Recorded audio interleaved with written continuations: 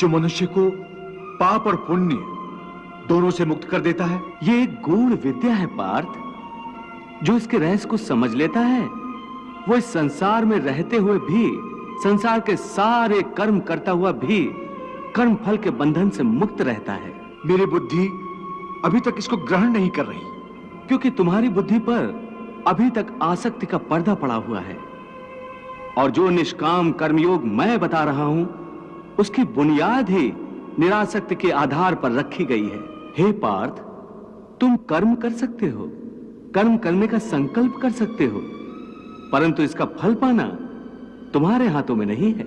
हे मधुसूदन, मैं जिस काम का संकल्प करूंगा वो काम तो मैं करूंगा ही। जब भोजन करने का निश्चय करके बैठूंगा तो निवाला उठाकर मुंह में रखूंगा ही, तभी तो उसे खाऊंगा।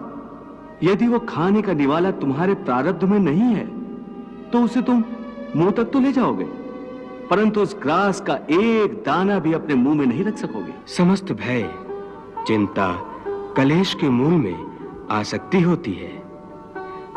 कर्मयोग फल की आसक्ति का त्याग करने को कहता है, अर्थात निष्काम होकर कर्म करने को कहता है। इससे मनुष्य को क्या लाभ होता है भगवान? लाभ यही है देवी कि कर्मयोग चित्त को शुद्ध और भयमुक्त कर देता है। भयमुक्त होकर ही मनुष्य जीवन को आनंद में बिता सकता है। अर्जुन को प्रभु यही रहस्य समझा रहे हैं। सुख दुख, लाभ हानि, जय पराजय अथवा हार जीत को एक समान समझकर केवल इसलिए युद्ध करो क्योंकि इस समय युद्ध करना तेरा कर्तव्य है।